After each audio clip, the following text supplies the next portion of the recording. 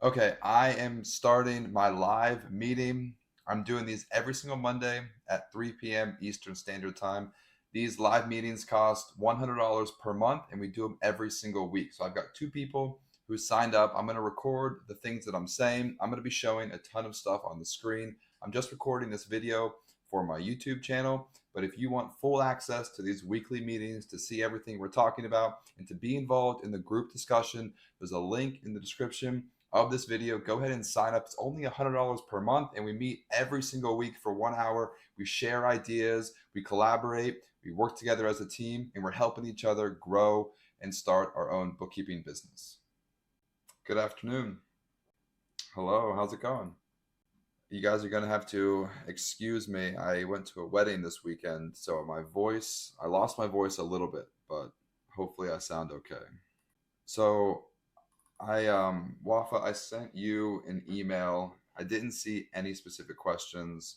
Angela, I did see your question, and I definitely can talk more about how I manage my clients. But I do have a presentation that I wanted to share with you.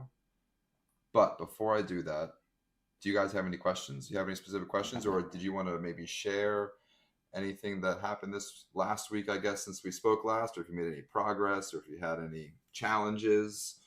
I'll give you guys a couple minutes if you wanted to share anything. Yeah, handling clients. So, I mean, I can talk about it a little bit more in detail later, but obviously, it took me 3 years to get to where I am now. So, I didn't just start from day zero with 44 clients. And it's actually really interesting. Every year, I've kind of felt like I've been maxed out, and then I kind of figure it out, and then I'm like, this isn't too bad. I feel like I can maybe handle 5 or 10 more clients, and that's been kind of a common recurring theme. Like literally every single month, I feel like right now, I'm not gonna lie, I'm pretty stressed out right now because it's October 2nd. It's the first business day of a new month, which means that I'm closing out everybody's books from September. So I send all of my clients an email on the first of every month, and I say, hey, please send me last month's bank statements and credit card statements. So I sent 44 people that email yesterday. And so a ton of people responded yesterday, a ton of people responded today, and a ton more people will continue to respond throughout the week. So not only am I doing like my weekly routine bookkeeping of just categorizing transactions, now I'm receiving tons of emails, tons of questions from month end close. So bookkeeping for me at least is very cyclical and very repetitive in the sense like every month I'm doing the same thing, but it all happens on the first week of every month.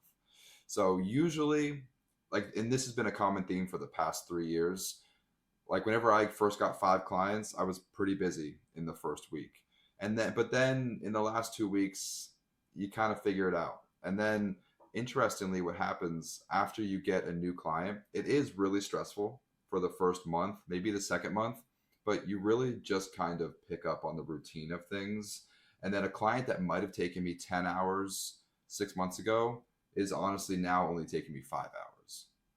So you really become a lot more efficient. You learn how to communicate with your clients. You learn their spending habits, and you learn like how they receive money and how they close out invoices. You really learn how to do all of that. So if you were to ask me 3 years ago if I could handle 44 clients, I would say absolutely there's no way. But I got 5 clients, and then I got 10 clients, and then I got 20 clients, and then I got, like it just kind of happens naturally. So you just kind of build your competency and you build your responsibility, and you will be able to handle it. I promise you. Like you are not any smarter than I am. I promise you, you will be able to handle 20, 30, 40 clients in 3 years. So for depreciation, there is actually two different types of depreciation. There's book depreciation, and then there's tax depreciation, and they can often be different things. So you can run depreciation inside of QuickBooks just to give your client an idea of where their profitability might be or where their expenses might be and how their business is running. But ultimately, at the end of the year, at least for me, that has always been the responsibility of the tax accountant or the CPA whenever they file taxes. And I don't do any year end journal entries to capture that depreciation just because none of my clients have ever asked me to do that. However, like that could be like if their books were 100% legitimate and accurate, like based on their taxes, you would want to do a year-end journal entry to capture the depreciation and then the accumulated depreciation. That way their balance sheet is 100% correct. But none of my clients have me do that ever. Like all of their depreciation is captured on their tax return through the form specifically for their taxes. So to answer your question, you can run it on like a monthly basis or a yearly basis, but ultimately the tax accountant is going to run they're going to use, they have their own software for filing taxes, and that software will calculate their depreciation. They'll type in the asset, the useful life of that asset, and then what, because there's a bunch of different types of depreciation. There's straight line depreciation, there's double declining depreciation, there's bonus depreciation. There are a bunch of different types of depreciation. So you doing your books, their books might not be using the same method of depreciation as the tax accountant is. So if you really wanted to do it, I would recommend ask them for the numbers at the end of the year so that you could do the journal entry. Yeah, depreciation can get kind of complicated. And also every industry is different. Like if you have a trucking client or if you have a landscaping client and they have a lawnmower, like their depreciation is going to be way different than a real estate investor who has residential properties. So cost of goods sold are mostly just for like manufacturing companies, especially if you have inventory. So cost of goods sold are typically used if you are purchased. So let's say you're a t-shirt printing company and you buy 10,000 t-shirts in December. Then you would add that to your inventory. So if you bought 10,000 t-shirts in December, that would not be cost of goods sold or job supplies or an expense in December, even though you're spending the money in December. And that's really important for taxes because a lot of people think like, oh, I'm just going to stock up on inventory. I'm going to spend a bunch of money at the end of the year and then write that off in their taxes. But if you're still holding on to, and same thing with restaurants, like if you're still holding on to that inventory, whether it's you're manufacturing or you're selling food, then that needs to be categorized as an asset, and that's inventory. And then whenever you sell it, then that gets moved from the asset to cost of goods sold. And cost of goods sold are really typically used kind of hand in hand with manufacturing companies and inventory. I have a couple like general contractors who would like they would go buy building supplies and materials, kind of like what you're talking about landscaping companies. Same thing, they're buying mulch or anything dirt, yes, sod or seeds, and they're like giving that to their client, but they're not really probably categorizing that as inventory. So you could capture that as cost of goods sold, but it doesn't really matter from like a tax perspective. As long as you're not holding on to any inventory, you don't really need to capture that as cost of goods sold. It is two separate line items on the tax return, and it all depends on the client, like how they want to look at their profit and loss. Because obviously, cost of goods sold are up top in the gross profit margin. So you have revenue, and then you have cost of goods sold, and then you have your gross profit, and then you have all of your expenses underneath that. So and all the expenses underneath the gross profit would be like indirect stuff, like office rent and sales, salaries, and office supplies, and like things that are not directly going to the customer. So in that idea, then the sod and the seed and the stuff that you're giving to the customer could be cost of goods sold if you want to kind of separate your profit and loss and if you want to look at what's your gross profit margin. But for whenever you're filing your taxes, it doesn't really matter if you're calling it cost of goods sold or job supplies, unless you're carrying an inventory, and then you would want to reconcile your cost of goods sold and inventory at the end of the year. Yeah, I think it's important. It's also important that you differentiate between cost of goods sold, like for supplies and materials, but then also other supplies. So you need to decide if you're like, are you going to have supplies that are not cost of goods sold? And if you are, then you need to be consistent and you need to come up with a system for differentiating between the two, whether it's cost of goods sold supplies or just regular job supplies. Like I always give the example, if like in this example, if you buy a wheelbarrow, like that would be job supplies because you're not giving it to a customer like for a specific job. But if you're buying the mulch, then that would be cost of goods sold for that particular company, for that particular client. So like they're both kind of supplies, but you can see how they're different. Like one's cost of goods sold you're giving to them. One would be like general job supplies that you can use for multiple projects. So yeah, so it is important because you do want to be able to know your gross profit margin. Because like a lot of business owners don't really know that because they just don't differentiate between direct labor and direct materials versus indirect labor and indirect materials. But yeah, I mean, and it all comes down to different clients. Like some clients might want it and some clients might not want it. So you can certainly kind of talk to your client and pitch that idea like, hey, do you want to differentiate between the two? The one thing I will say is that don't be careful creating more work for yourself if the client's not going to value it. Like, don't stress out about it, and don't, like, I don't want you freaking out trying to differentiate between job supplies and cost of goods sold when the client's like, hey, I don't care, like it means nothing to me. So just try to gauge, because every client's different, so just try to gauge like how seriously are they taking this, how detailed do they want their financial statements. Like if they really want it, absolutely do it. But if they don't care and if they don't value it, then you're wasting your time and you're not providing any extra value. So just keep that in mind. I would just probably try to have a conversation with the client. And it is important that you explain to them the difference between cost of goods sold and regular job supplies, and then try to gauge to see if they would really even value that. So I recently gave a presentation, and it was talking about bookkeeping and it was talking about taxes. And I gave this presentation to like other business owners, not necessarily bookkeeping business owners, but like I was asked to speak to a group, and I was going to give you that same presentation if you're okay with that. And then I will also send you this PowerPoint that I gave. And I was just kind of thinking that it might be a cool opportunity for you to see how I would potentially sell other people on bookkeeping. So it might take like 10 or 15 minutes. And then feel free to stop me at any point. But I was just going to go through this presentation real quick. And then there's also kind of some cool tax tips that I go over at the end. So I'm going to talk about bookkeeping. I'll share my screen. I'm going to talk about bookkeeping, and then I'm going to talk about taxes at the end. And then I'll share this presentation with you, and then you can also use it if you ever want to give a presentation, or you could also kind of use this and kind of incorporate it into your potential sales pitch.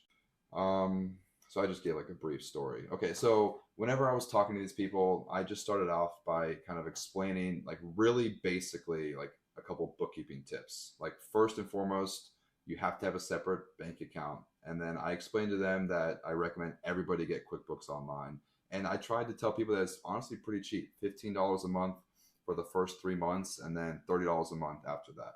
So these are kind of the bare basics, the bare minimum for bookkeeping. Whenever I'm pitching to a group of people or explaining bookkeeping to a group of people, I usually kind of introduce it first. They're like, hey, you guys can do this on your own if you want to. And I kind of explain how it can be kind of simple. And then I go into talking about how they can do it. So just like I tell you guys, bookkeeping is just a 3-step process. First, you're categorizing transactions, then you're reconciling accounts, then you're generating financial reports. You want to categorize transactions at least weekly, sometimes daily, depending on how much activity you have. You want to reconcile your accounts monthly once your bank accounts come out and your credit card statements come out. And then you need to generate your financial reports monthly. That way you can check your profitability. And then obviously you want to generate your financial reports annually whenever it comes time to file your taxes. So that's really simply how to do bookkeeping. And then I go on to explain, whenever you hire a bookkeeper, a couple things are going to happen. First of all, you're going to save time because you're going to know everything is done for you. And you're also going to have peace of mind that everything is done right. I can almost guarantee you 99% of the time that I take over my client's books, there's always an issue. There's always something that's not done right. Not saying that you can't do it yourself, but if you hire an expert, you're going to have peace of mind that everything's done for you. And then I give this analogy. I feel like this kind of helps people understand what exactly is a bookkeeper, because a lot of people don't really know. I mean, honestly, I didn't really know whenever I got started. So I always compare it to a nurse and a doctor. People kind of get that because you go to the doctor's office or you go to the hospital and the nurse is with you 99% of the time. You're like, hey, can I just talk to the doctor? And they're like, well, we got to do our routine checkups first, and the doctor's going to come in to see you at the end. So that's kind of the same scenario with the bookkeeper and the CPA. And also, if you've ever been to the doctor, or like if you ever had an x-ray, like you ask the nurse, like, hey, what is that? And the nurse is always like, I can't really tell you, even though the nurse probably knows what's going on, but the nurse is always like, I'm going to wait until the doctor comes in. He or she will explain everything. Same thing with bookkeeping, same thing with the CPA. So me as the bookkeeper, first of all, I'm going to take care of you on a daily basis, weekly basis, even monthly basis. Like I'm going to be with you every single day. I'm going to be taking care of your books routinely. Then the CPA is just going to come in at the end of the year and file your taxes. Just like the doctor comes in at the end, finalizes the checkup, and writes the prescription. And similarly, me as a bookkeeper, just like the nurse, like we know a lot of what's going on, but I don't really like to give out too many tax tips and too many tax recommendations. I usually tell people that's a good question for your CPA. Just like a nurse probably knows all the answers, but the nurse always says, I'll wait until the doctor comes in to tell you that. And then finally, I usually like to tell people that my minimum is $200 per month, just because that kind of prevents people from wasting their time and wasting your time. Because I do have some people come to me that like are brand new and they just are hoping for maybe $100 a month, and that just kind of eliminates anybody who's not willing to spend $200 per month, which honestly is really low. You could even say $250 or $300. It all depends on where you live too. Like I live, in South Central Pennsylvania, so the cost of living is not too much. But like if you lived in New York City or Los Angeles, I would definitely recommend charging way more than $200 per month. It does depend on where you live. Okay, so that's kind of like a brief bookkeeping introduction. Like that's just kind of like an explanation of bookkeeping. And then for tax deductions. So whenever I was giving this presentation, I did kind of give a basic explanation of some tax deductions. And I've been slowly doing research on my own, like through the IRS website and reading blogs. I definitely recommend that you, although we aren't tax experts and we're not CPAs, it is really helpful for you to have some tax knowledge. So the IRS definition, if you didn't know, a tax deduction just needs to be necessary and ordinary, which is a super gray area, but that's the definition of the IRS. So as long as you can prove that what you're spending money on is necessary for your business and ordinary, so other business owners in your industry are also spending money on that, then it could be deductible as a tax expense. And then I just give a couple examples: office supplies, travel, insurance, etc. A lot of people don't know that meals are only 50% deductible. So during COVID in 2021 and 2022, they were 100% deductible, but that was only like a 2-year special thing. So meals now are only 50% deductible, and also entertainment is no longer deductible. So if you have your clients like taking their clients like to baseball games or concerts or anything like that, like entertainment is no longer deductible. So you could let your clients know about that. And then there's also the home office expense and the vehicle expense. I think, I go into that in a lot more detail, but a lot of people don't really know much about the home office expense and the vehicle expense. I'll explain that. And then charitable contributions. A lot of people think, and this, you as the bookkeeper, this could be a good opportunity for you to let your client know, like if you see they're donating to a church or like American Red Cross or wherever they're donating money to, you can let them know that although charitable contributions might be coming out of your business checking account, they are not deductible on the Schedule C. And if they are a partnership or an S Corp, same thing. They will flow through the K1 for a partnership or an S Corp, and they will be itemized on their Schedule A. So if somebody's taking the standard deduction, then I think charitable contributions might be able to take like a $300 or $600, I forget the exact number, like a $300 maximum. But anything after that, if you're taking the standard deduction, then charitable contributions have no effect on reducing your taxes. One strategy that I have heard of people doing, so I think the standard deduction is like $24,000. So if you're nowhere close to exceeding the standard deduction, one option is to donate to charity on a biannual basis. So like if you wanted to donate, if you were close to exceeding the standard deduction, then if you wait this year and don't donate to charity at all this year, but then next year you donate double the amount to charity, and that could potentially put you over the standard deduction. So that's just kind of like a tax tip that I have heard of some people just contributing to charity every other year. That way they can exceed that standard deduction and actually receive some sort of tax benefit for that. But yeah, a lot of people are surprised to hear that charitable contributions do not flow through the Schedule C. They are itemized on the Schedule A. I did too. Yeah, I did too, but it's not, unfortunately. So real quick, before I go into this, how much do you know about the home office expense? Like, do you know the difference between the two options? Okay. Yeah. So I just feel like it makes us look really good whenever we know these little things. I feel like it's kind of a way to like prove to our clients that we are like an asset to the business. Whenever we can just kind of give these little tips, I feel like it really helps. It really helps set us apart from like an office administrator or a secretary or an office manager. Not that there's anything wrong with those people, just that I like to think that we're a little bit different than like a standard office administrator. Like we're bookkeeping experts. We're not just an office manager. So with that being said, I do try, like I said, I try to do some research on tax tips and I try to learn more about this stuff. So with the home office expense, you have the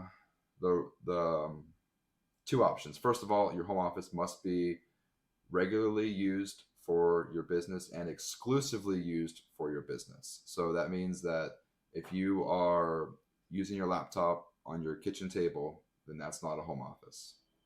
So, or if like you are, whatever, like if you're laying on your bed doing work, that's not a home office. The space needs to be used exclusively for your home office.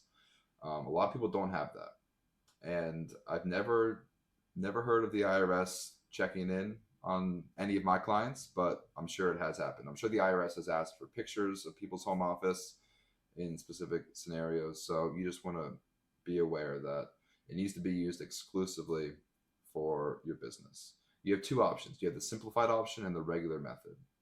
The simplified option is really not that much. You're just going to take the square foot of the home office and multiply it by 5.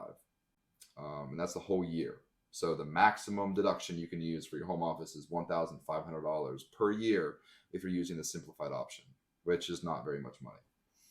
Now, if your home office is bigger than 300 square feet, then you could use the regular method. Or if you think you could get more of a deduction, you could use the regular method. Just it requires a lot more bookkeeping. So you would just want to take the percent business use of your home office. So very easy example, if your home office is 500 square feet and your apartment is 2,000 square feet, then you would take 25% of all of your expenses. So like I have on the screen, mortgage interest, real estate taxes, insurance, rent, repairs, maintenance, and utilities for the whole house. So like your water bill, your electric bill, your property taxes, your homeowner's insurance or your renter's insurance, you would multiply that by 25% in that example, and that would be your total deduction. So you could probably get more of a deduction by using the regular method. However, it does require a lot more record keeping, a lot more bookkeeping. And then the vehicle expense is a very similar situation. Two different types, same concept. You have the standard mileage rate and you have the actual expenses. So you can keep track of your miles that you use for business and multiply that by 65.5 cents per mile in 2023. Or you can take the actual expenses. You just have to figure out, am I using my car 50% for business, 25%, 75%? And then you would just take that percentage and multiply that by all of your gas, oil, repairs, tires, insurance, and things like that. Parking and tolls are deductible separately. So even if you use the standard mileage rate, you can still deduct parking and tolls. So that's important to keep in mind. And then I do always warn people, like I have a couple clients who only have one car and they try to say that they use their car 100% for business. And that's just kind of tough. Like unless you can legitimately prove that you ride your bicycle everywhere or you take like the bus or an Uber to get everywhere for personal stuff, like it's probably not going to be legitimate that if you only have one car that you're using it for 100% for business. So just keep that in mind. If you ever have a client telling you that their car is 100% deductible, ask them, like, is that your only car? Do you have two cars? If they have two cars, cool, that's fine. But if they only have one car, it's probably going to be hard to prove that they never use it for their personal travel. Some tax filings to be aware of. So I'll be honest with you, whenever I got started, I know you two both have some business experience prior to starting this, but like I did not know any of this stuff. Like I did not know what an 1120S was. I did not know what a 1065 was. So it's definitely important to know about these things because not all of your clients are going to be sole proprietors. So obviously the 1040 is the individual income tax return. And something that a lot of people don't know is that 1099 independent contractors can file a Schedule C. So there's a whole untapped market out there of 1099 independent contractors that could probably hire us as bookkeepers and file a Schedule C and write off a lot of expenses. So if you're ever trying to maybe target a niche, maybe you could think about targeting independent contractors, especially people like traveling nurses. Traveling nurses, because a lot of independent contractors probably aren't making enough money, but traveling nurses They make a lot of money, so that's an untapped market. Okay, so part traveling what? Oh, yeah, I'm sure they make a ton of money. So 1065, and that's everyone knows tax day, April 15th. 1065 is for partnerships, and 1120S is for S corps. That's the tax filing, and those are both due March 15th. And then they get their K1, and then they use their K1 with their 1040 for their individual income tax return. Quarterly taxes, I honestly did not know this the first year of my business. Quarterly taxes due April 15th, June 15th, September 15th, and January 15th. And that's just based, I mean, anytime you file your taxes, whoever is the filing the taxes should give you quarterly estimated tax payments. Like that's not really the bookkeeper's job to come up with that. That's the tax accountant or the CPA. They should be giving that information. And then try to encourage, first of all, yourself, if you're not doing this, but try to encourage your clients to pay their quarterly taxes electronically if they can. Because I despise mailing checks. So I'll do whatever I can to avoid mailing checks. You can pay federal quarterly taxes on the internet, online, and I know at least for Pennsylvania, we can file quarterly taxes. Obviously, every state is different. Sales tax. So I do offer filing sales tax for some of my clients. I don't like doing it, but it's really pretty straightforward. All you need to know is their total sales and their taxable sales and their sales tax rate. You just need to know those three numbers, and then you can file their sales tax. Some people are quarterly, but if they have a higher volume, they'll file their sales tax monthly. For Pennsylvania, it's due on the 20th of every month. So there's another service that you could potentially offer your clients, filing their sales tax. Payroll tax, there's documents like the 940 and the 941. That's all I know about payroll tax. I know more about payroll tax, but I stay away from payroll tax. If you want to do payroll tax, by all means, have fun doing it, but it's pretty complicated. I don't like doing it. 1099s, I do offer 1099s for all of my clients. And if we have time at the end of this call, I don't know if I showed you this already, but I do want to show you like what to do with 1099s and W9s in QuickBooks. If we have time, I think that's really important. So I do offer that for pretty much all of my clients. I filed their 1099s through QuickBooks Online. I don't really charge them any extra. I just kind of do it because I'm their bookkeeper, so I'm categorizing their transactions like on a weekly basis. So I should be categorizing all of their check payments. Like I should be recording the payee correctly. So that's kind of, I feel like that's kind of on me to like make sure that their payments are recorded correctly throughout the year. So then as long as I'm doing my job correctly on a weekly basis, filing their 1099 should be pretty easy at the end of the year. So I do offer that to a lot of my clients. A couple more things. First of all, I guess I'll stop. Do you have any questions, or do you want me to talk about something different, or what are you guys thinking? Okay. So there's a big difference between a 1099 and a W-2. So 1099, obviously independent contractors. W-2 are employees. So I looked up the definition, and an employee is anyone who performs services for you is your employee if you can control what will be done and how it will be done. So the big thing is their control. And are you telling them what to do and when to do it? So classic example, if you hire a plumber, you're not going to tell the plumber how to fix your toilet or even when to fix your toilet. They're going to tell you when they're going to come and they're going to do it for you. So that's like truly like an independent contractor. Sorry. Now, but if you have an employee, like for your landscaping company, if you have somebody cutting grass, you're probably going to give them a lawnmower. You're probably going to tell them, hey, go to John Smith's house and mow his grass.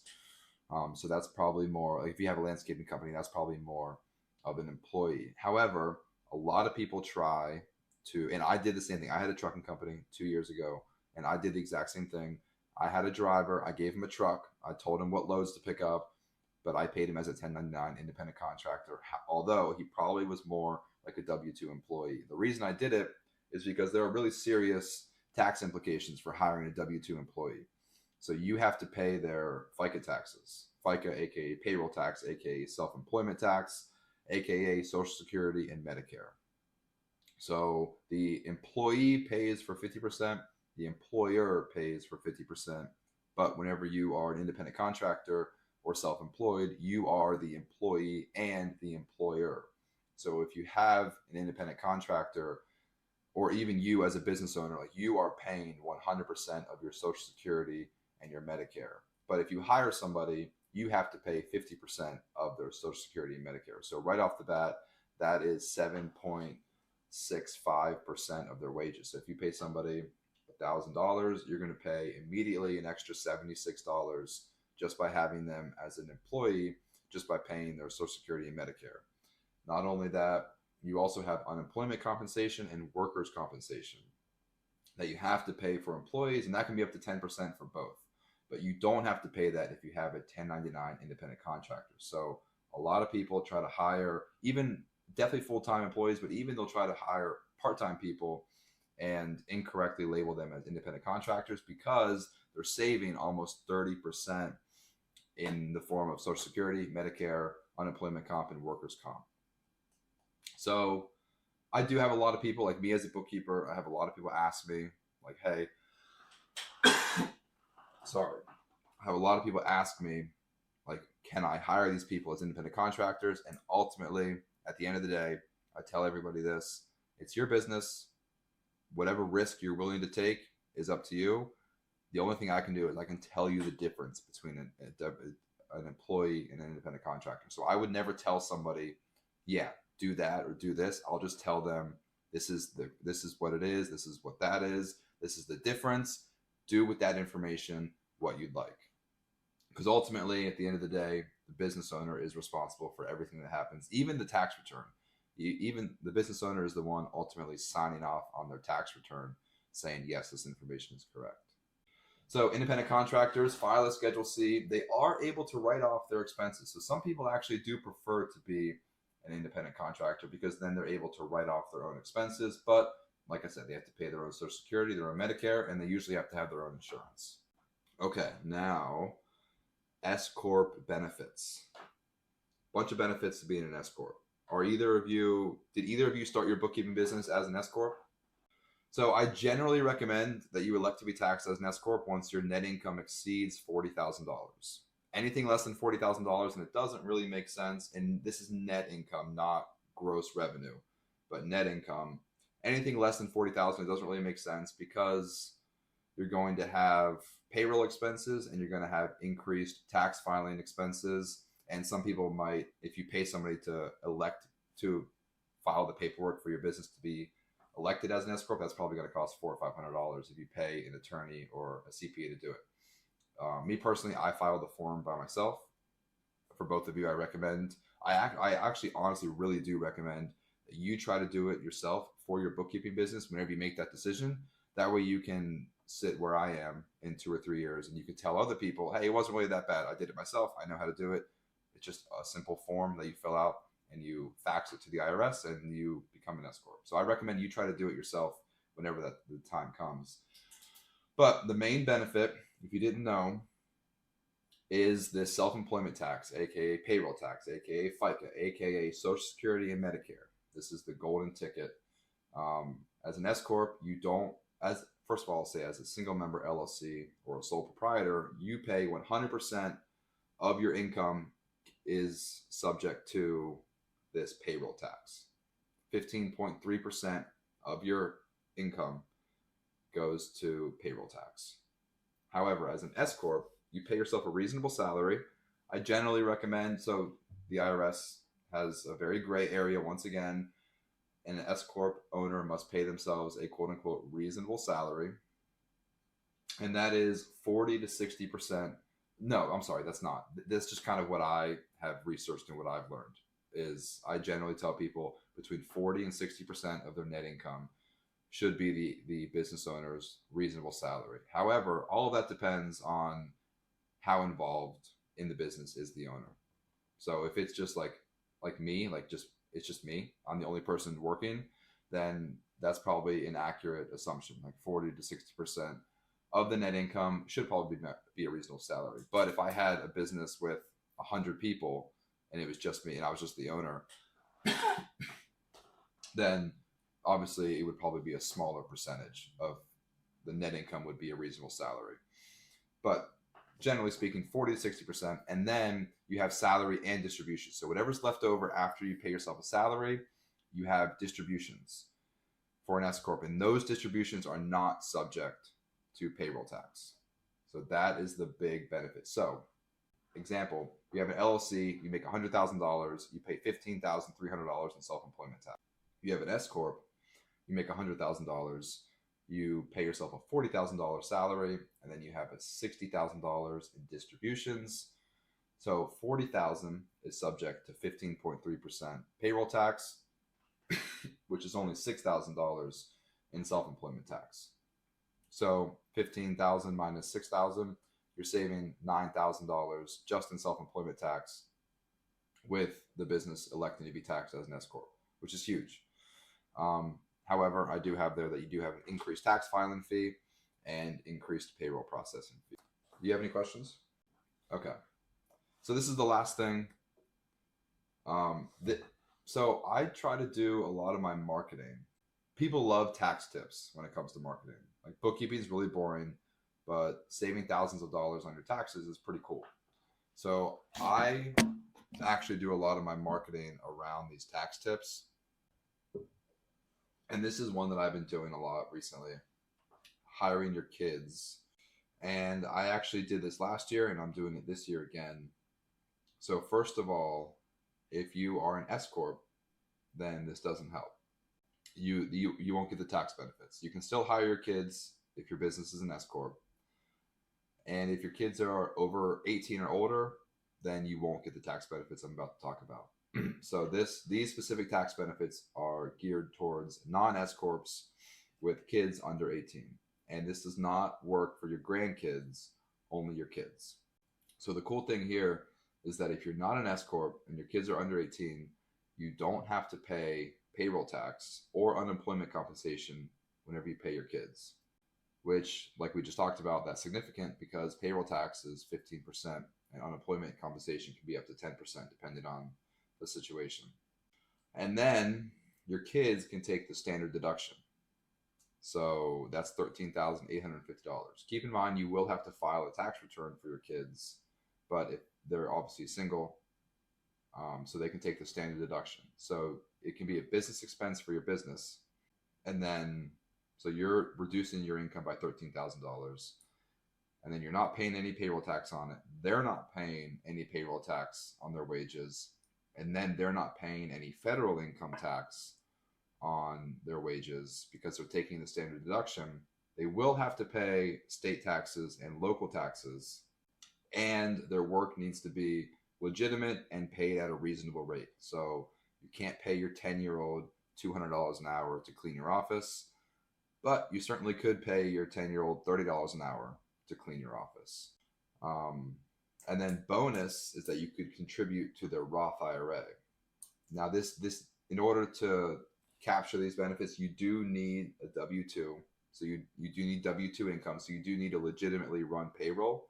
But I've been talking about this a lot on social media, and it kind of gets business owners, it piques their interest and they want to talk to me about it. And then it's a good segue into me introducing myself as a bookkeeper, just because I'm talking about taxes and bookkeeping and business. So I've really been hammering this home in my marketing. I don't really do a lot in terms of like legitimately like providing these services. Although if you want to do payroll, you certainly could provide payroll to your clients. But like, I think this is just a really cool tax tip, not only for my own business, not only for your business, but also just a really cool tax tip that you could educate your clients and your social media audience on. And it's just a really great opportunity for people to save money on their taxes. And it's just kind of like something that a lot of people don't really think about. So this is something that I've been really hammering home on my marketing, and I started doing it with my own kids, and it's been kind of cool. So that's the last thing that I wanted to talk about, taxes. Do you guys have any questions? So since we were talking about 1099s, I wanted to talk about two things real quick. And so I'm going to talk specifically about bookkeeping and QuickBooks, unless you want me to talk about marketing and customer service. Otherwise, I'm going to talk about a bookkeeping specific thing and a QuickBooks specific. So do you know much about tracking W-9s and 1099s through QuickBooks? So now is a good time. Do you have any clients yet? So if you did have clients, I would definitely recommend, if not October, then November, definitely reach out to all of your clients and just remind them, hey, end of the year is coming up. Make sure we get W-9s for all of your independent contractors. Now, whenever you're onboarding a new client, I would ask them very early on if they want you to file their 1099s for them, because that's going to completely change how you record their transactions. Because, like I said briefly, if you are going to be filing their 1099s, you need to be really on top of getting their W-9s for everybody. So anytime there's a check written out, you always have to ask your client, hey, who did you pay?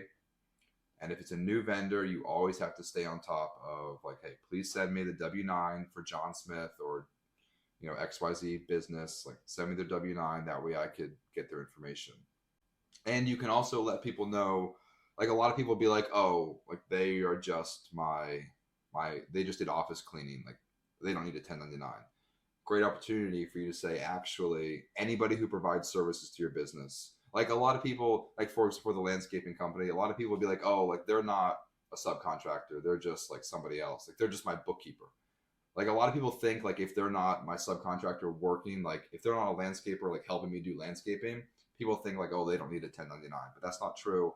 Like, anybody who provides any services, even if you hire like an advertising agency and they like do marketing consulting for your business, like they get a 1099. Bookkeepers get a 1099. Like, if somebody cuts your grass or does office cleaning, office maintenance, they get a 1099. So anybody can get a 1099 if they're providing you services. Okay. So I do believe that I already showed this in the course. So I'm not gonna. You guys know like what to do adding the new vendor. Yeah. So that's not really what I want to talk about. I wanted to talk about specifically whenever it comes time to filing your 1099. So you guys don't have any clients right now, so just try to keep this in the back of your mind for whenever it does come time to file 1099. Let's see if I'm able to. Yeah, so that's exactly what I was talking about. So that happens all the time. So you are not alone. So it looks like because it's not the end of the year, I'm not able to show you what it looks like when I'm filing my 1099s.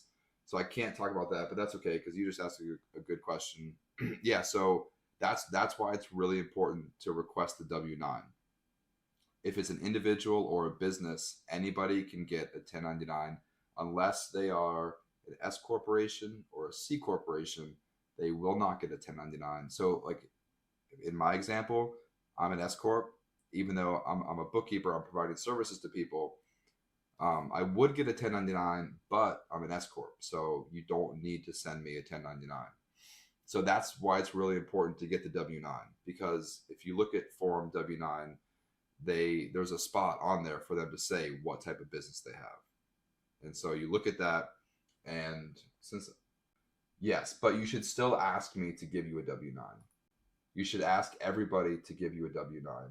Everybody that you pay with a check or cash. If you pay me with a debit card or a credit card, you don't need to give me a 1099. You don't even need to ask me for a W-9 because my payment processor will handle that for me. But if you pay me through PayPal or Cash App or Venmo or check or cash, anything else other than a debit card and a credit card, then you should request a W-9. And the thing here, so they definitely need to fill out box number 1. And the thing about this is if they fill out box number 1 and if they write their personal name, then you want to make sure they give you their social security number. But if they write the name of their business, you want to make sure you get their EIN. And then here's their opportunity to say whether they're a sole prop or a single member LLC. So if they check C Corp or S Corp, no 1099. Partnership or even a limited liability company as a partnership, like if they put P right here, then yes, they get a 1099. But if they put C or S, no 1099. And then you obviously want to make sure you get their address, and then you want to make sure they sign in here, although I'm pretty sure it's not required that they sign it. But most people do. But that's all you need. You just need social or EIN, address, and the name. So you want to ask anybody this. And then if they're an S Corp, then they'll send you back the W-9 with S Corp checked, and then you don't need to send them a 1099 at the end of the year. But QuickBooks makes it super affordable. They do it for like $3 or $3.50 per 1099. I know a lot of CPAs charge like $15 per 1099, sometimes more. So you can save yourself and you can save your clients a lot of money by doing that. And so what I'll do is anytime there's a new check and anytime there's a new client, like if I haven't clearly established that I'm going to do their 1099s for them, if there's a new check and a new vendor, I will typically send them an email and say, hey, please send me the W-9 for John Smith if you want me to file your 1099s at the end of the year. And that's usually a good opportunity to kind of open up the dialogue, the discussion, whether or not they want me to file their 1099s for them.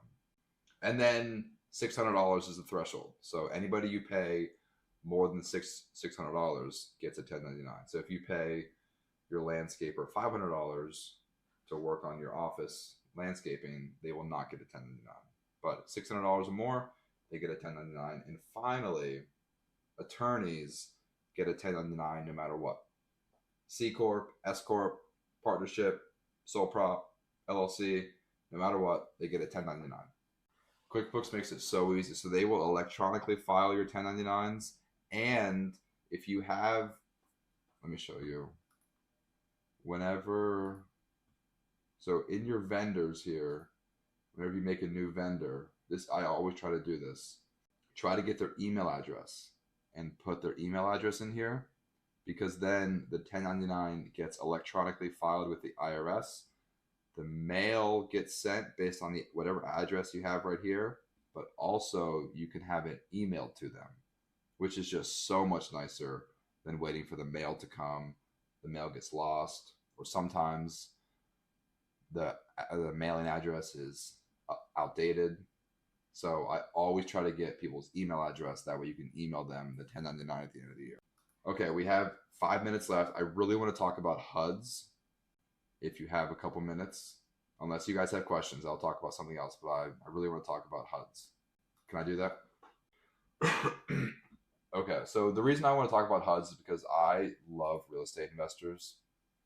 So I don't know who you guys are going to get as clients, but me personally, I love real estate investors. They pay a lot of money and their books are pretty complicated, so they need us.